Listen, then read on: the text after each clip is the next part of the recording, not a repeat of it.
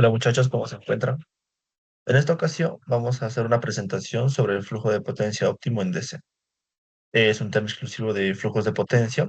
Es un tema bastante interesante, ¿no? Y a comparación de los métodos Gauss y de los Newton-Raphson, es un método más compacto, más sencillo y para hacer comparaciones rápidas es muy eficiente, ¿no? Pero también tiene ciertas desventajas. La principal es que no es un método tan exacto. Tiene una proximidad muy buena, pero no es un método tan exacto como los anteriores.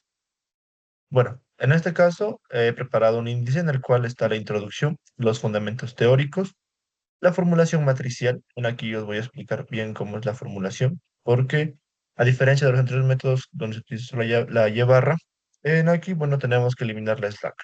Y eso se hace para poder simplificar más el proceso.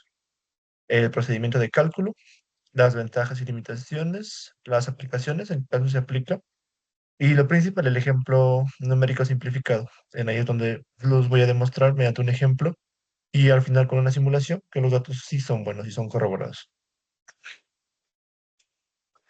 Tenemos la introducción. Aquí se observa el sistema interconectado de todo el Perú, donde literalmente se aplica lo que son los flujos de potencia. Bueno, en aquí lo principal de la introducción es en esta parte, ¿no? Que es sin embargo, la resolución exacta del flujo de potencia mediante métodos como Newton-Raphson o Gauss-Seidel puede ser computacionalmente costosa. O sea que estos métodos son un poco más costosos, ¿no? Para hacer los cálculos, debido a su carácter no lineal, mientras que lo que nosotros vamos a hacer en DC sí es de carácter lineal. Y bueno, para simplificar este problema, se emplea el flujo de potencia en DC, que es lo que vamos a hacer ahora. Es una aproximación lineal que considera únicamente la potencia activa. Tengan en cuenta esta parte de aquí. ¿Por qué? Porque en los anteriores casos se considera tanto la potencia activa como reactiva, pero para el caso de C vamos a utilizar únicamente lo que es la potencia activa y desprecia ciertos efectos. Como les dije, por esta parte, ya que al despreciar ciertos datos, es donde la aproximación de los resultados no es tan exacta. Es por eso. Y bueno, resulta útil en estudios de planteamiento y operación, pero para casos más exactos y específicos, recomiendo mucho que utilicen un Newton-Raphson o Gauss-Seidel. Este es un método más de aproximación y para ciertas demostraciones. Bueno, esa es la parte de la introducción. Ahora vamos a empezar aquí con los fundamentos teóricos. El flujo de potencia en DC es un modelo simplificado, derivado de las ecuaciones de flujo de potencia en AC. Como les dije anteriormente, viene más o menos derivado de lo que es Newton-Raphson y Gauss-Seidel. Aparte de las siguientes consideraciones. La tensión constante en magnitud. En este caso, todos los nodos tienen una magnitud de voltaje fija, generalmente normalizada a un PU. Lo principal, ¿no? Tengan en cuenta que vamos a estar trabajando siempre en PU. Para ya llevarlo a hacer la transformada a los números reales, ahí, bueno, se aplica diferente, pero todo se trabaja en PU. Por los ángulos pequeños. En estos casos, los ángulos que nosotros vamos a calcular ah, siempre van a ser muy pequeños, ¿no? La diferencia de ángulo entre nodos vecinos son pequeñas, lo cual permitirá aproximar. Esto siempre nos va a permitir una aproximación tal que siempre. Negligencia de pérdidas en las líneas. Se desprecia la resistencia en las líneas, se considera solo reactancia. Y tengan muy en cuenta eso, ¿por qué? Porque al considerar solo la reactancia, recuérdense que ya no se considera ni el J ni esas partes, ¿no? Entonces solo se considera el valor, que es lo que vamos a hacer más adelante en el ejemplo. Ahora, esa es una parte interesante, ¿no? Potencia reactiva no considerada. Como les dije anteriormente, ya no consideramos lo que es la potencia reactiva, solo consideramos la activa.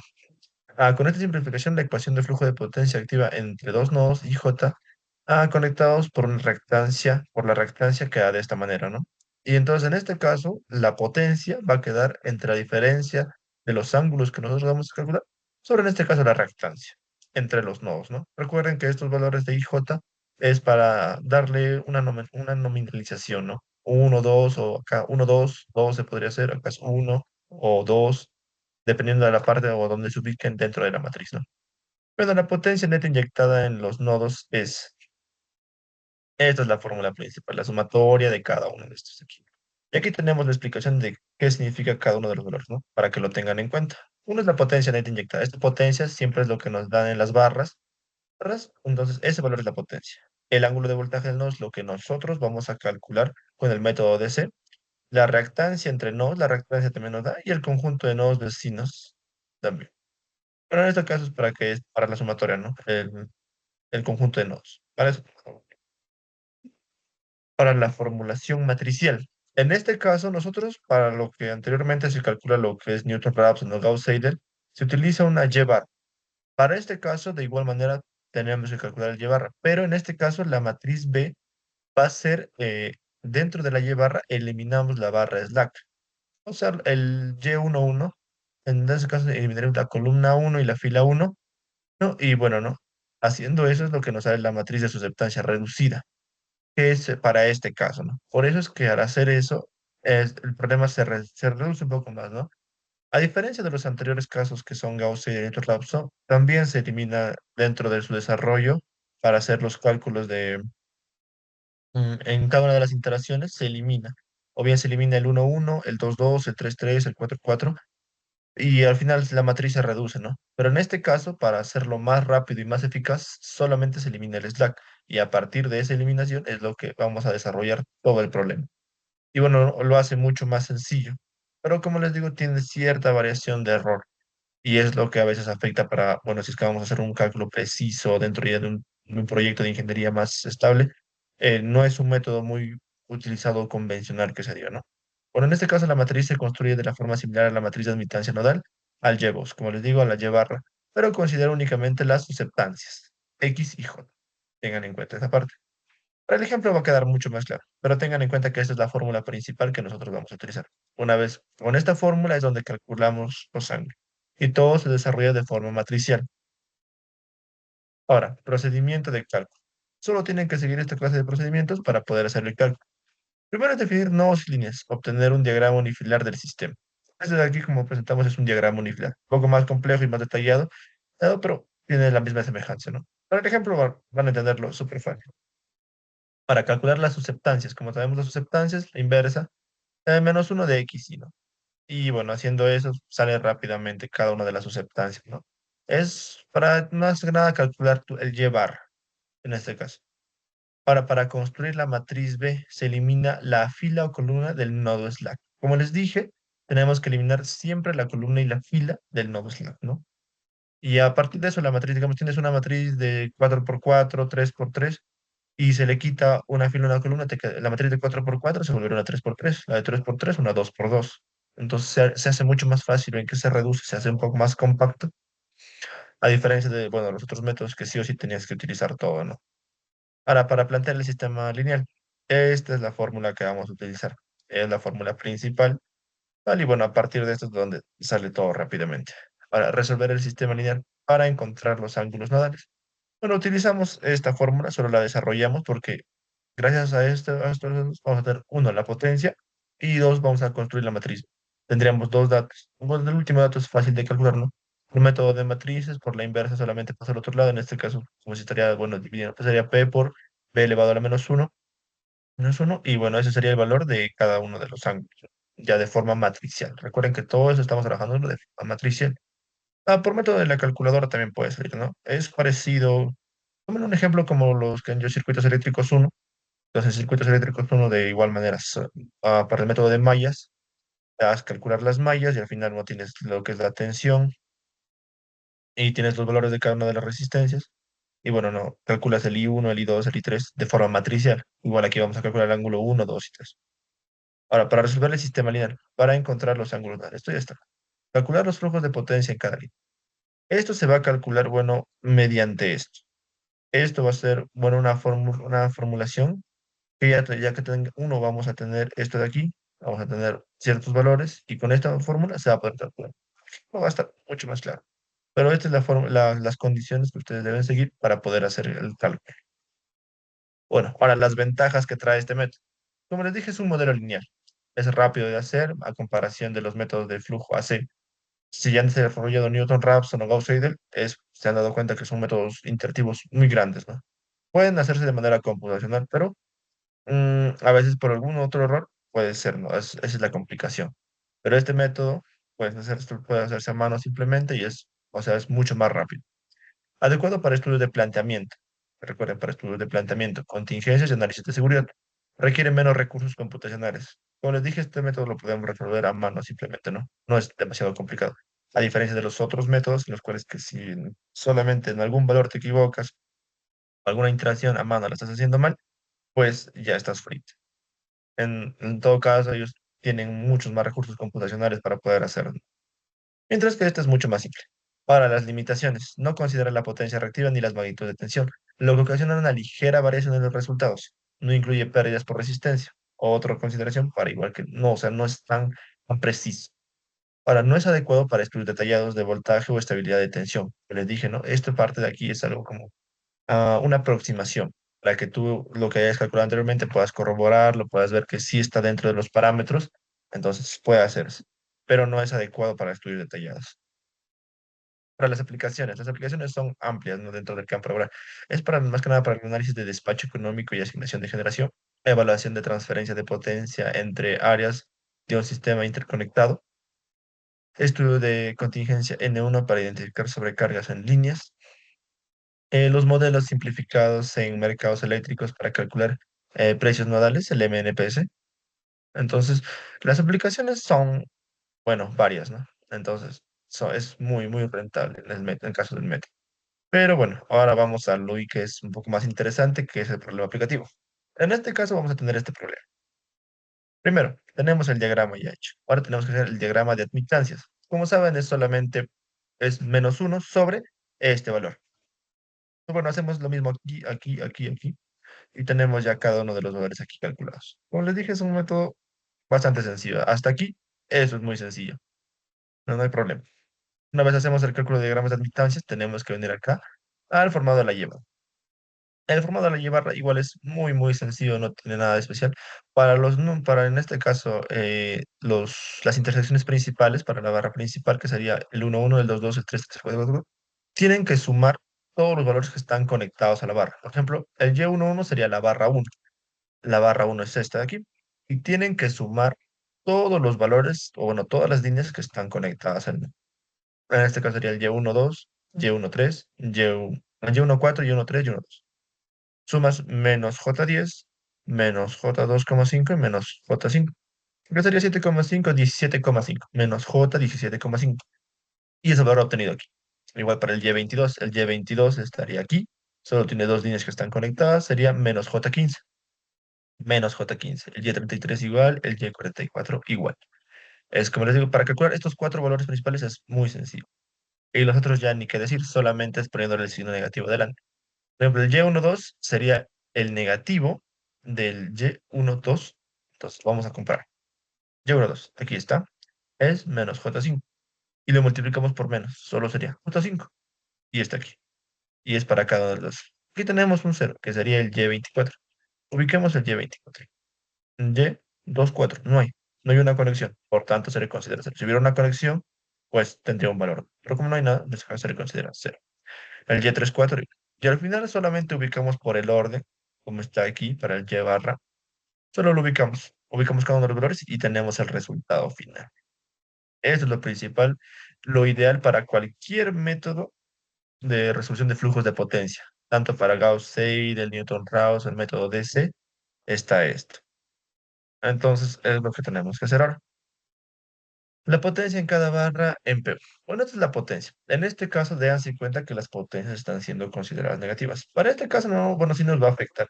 Y tienen que tener en cuenta el por qué es que se considera negativo. Y es que cuando son cargas, las cargas son consumidores.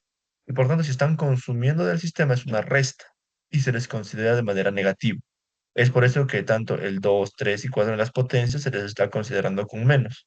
Es menos 0,5, menos 0,2, menos 0,4, 0,1, menos 0,2, menos 0.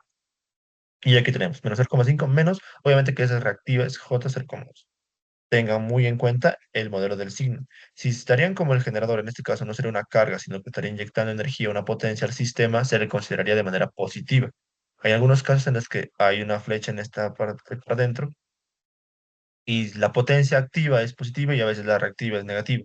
Tengan muy en cuenta todos esos puntos para los desarrollos de los futuros pruebas. En este caso, lo único que deben tener en cuenta es para las potencias activas. Como les digo, porque la reactiva se desprecia. Pero en otros casos, tienen que tener muy en cuenta eso. Pero en este caso, solamente menos 0,2, menos 0,5, menos 0,4. Los primeros valores tengan muy en cuenta si es positivo o negativo, porque eso varía mucho en la respuesta. Bueno, como les dije, es muy fácil esta parte. La reacción del sistema eliminando el slack. La barra slack es la primera barra. Lo único que hacemos es eliminar la barra. Se elimina la primera barra y bueno, tenemos ya el valor de B ya determinado.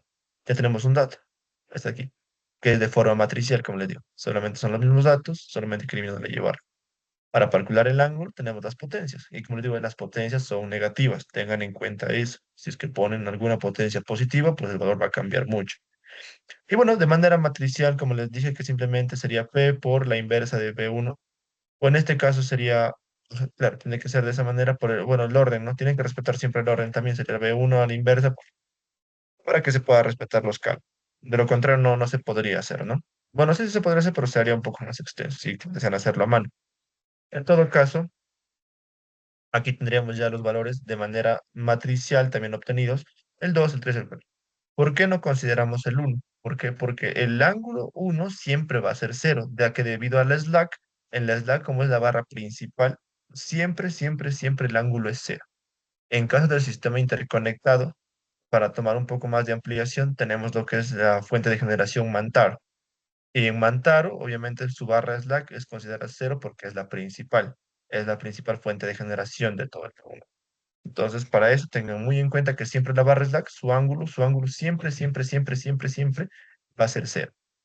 Entonces, como tenemos aquí en cuenta, este ángulo que es 1,01, su ángulo ahí va a ser cero. Eso es todo. Ya tenemos los otros tres ángulos, el 2 el 3 y el 4. Y una vez tenemos esos valores, es mucho más sencillo. Para el cálculo del flujo de potencia. Cálculo de flujos, ¿eh? Usando la fracción, las fracciones exactas tenemos aquí. Utilizamos esta fórmula.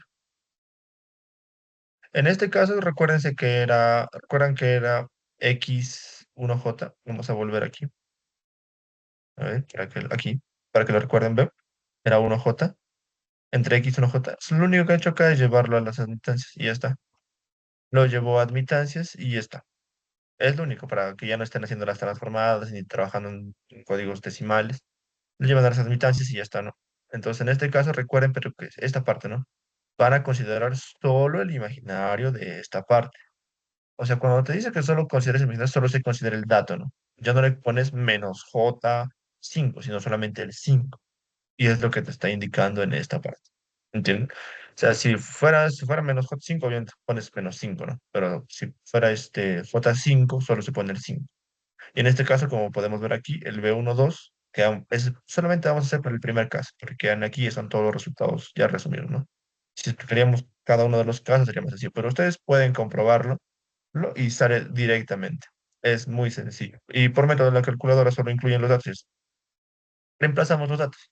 Tenemos aquí el B12, porque vamos a considerar el flujo de potencia de 1 y 2.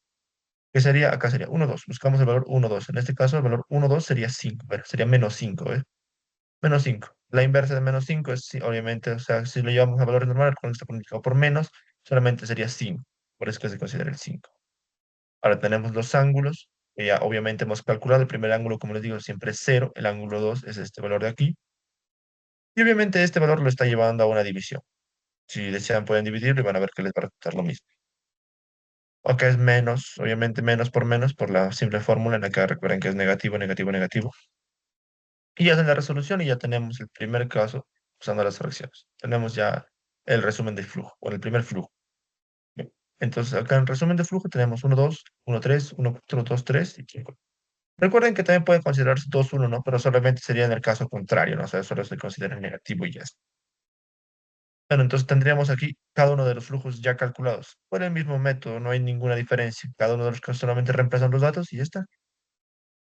Ahora, para verificar, esta parte es muy importante. ¿Por qué? Porque nosotros tenemos que verificar esto, ¿no? Entonces, lo primero que tenemos que tener en cuenta para la verificación es, uno, la potencia slack.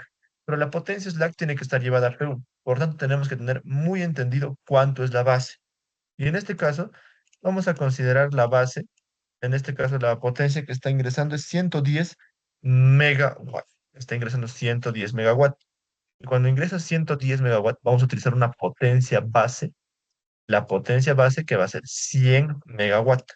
¿Entienden? Por eso, 110 megawatts entre lo que es la potencia base 100 megawatts, sale 1,1 ya expresado en PU, en el valor por unidad, ¿no? En cada uno de los casos. Bueno, es lo que tenemos aquí. Ahora, Lo que tiene que hacerse para la comprobación es que este valor 1,1 tiene que ser la suma consecuente tanto de los valores que ingresan, 1,2, 1,3 y 1,4, que están ingresando a la potencia slack. En este caso son los valores que hemos colocado aquí, 1,2, 1,3, 1. Si quieren corroborarlo para el resto de los, tienen que hacer, por ejemplo, a 2, ¿no? Sería 2,1, en este caso, a ver, vamos a ver, sería 2,1 y 2,3, nada más, porque son los únicos valores que están ingresando ahí, ¿no? Y tienen que corroborar con ese valor. Pero lo ideal, lo principal para que puedan verificar, siempre es corroborarlo con el slack, porque el slack es la del ángulo cero, es la principal. Y bueno, ¿no? Aquí tenemos ya los valores reemplazados. Resuman y sale 1,1, lo que nos está demostrando que es correcto lo que nosotros hemos calculado. Ahora, tenemos el resumen final ya de los valores numéricos. Primero tenemos los ángulos en radios. Como les digo, el ángulo 1 es cero y tenemos aquí los otros ángulos. Para que lo transformen de radianes a ángulos, solamente recuerden que es una multiplicación de 57,24, si mal no me recuerdo, en cada uno de los casos, ¿no? Es porque un radian equivale a 57,5 grados, ¿no? Algo así. Tiene un valor un poco más exacto. Exacto, pueden googlearlo y en ahí encontrarlo, ¿no? Es la simple multiplicación para llevarla transformada. Ahora, los flujos de... Ajá, los flujos ya los tenemos aquí cada uno calculado. Y bueno, el balance es como les dije, la potencia de inicio. Aquí tenemos la potencia. Esta es la simulación que hemos hecho para corroborar que lo que nosotros también hemos calculado es correcto. Como les digo, los valores que son del flujo en estos casos no son tan exactos. ¿Por qué? Porque se desprecian ciertos datos. No es como Newton-Raphson o Gauss-Seidel, ¿no? Pero tienes mucha similitud. En este caso, la potencia es la que es 1,1 PU. ¿Por qué? Porque estamos tomando una base de 100 megawatts. En aquí está, como pueden ver, la potencia de ingreso es 110 megawatts y la potencia base 100 megawatts. Si la potencia base es 100 megawatts, lo único que hacemos para calcular el flujo en megawatts, o sea, llevarlo de PU a megawatts, o bueno, a megawatt, es multiplicar este valor por este valor, 100 por estos valores, ¿no? Entonces, es lo que vamos a hacer. Por ejemplo, para el caso 1,2, tenemos 1,2 es 45,64. Si multiplicamos esto por 100 sería 45,75. Y como ven, hay una variación.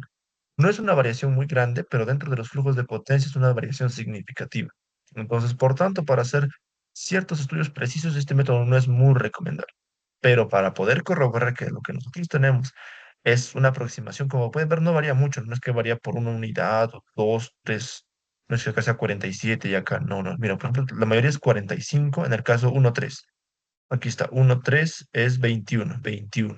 En el caso 1,4, 1,4 es 42, 42. ¿Ven? No varía, no hay esa variación grande. No es una variación extensa, ¿no? Entonces, por ejemplo, aquí en el valor 2,3, aquí es 4,3, aquí es 4,2. Ven que no varían, las unidades grandes no varían, pero varían dentro de las comas.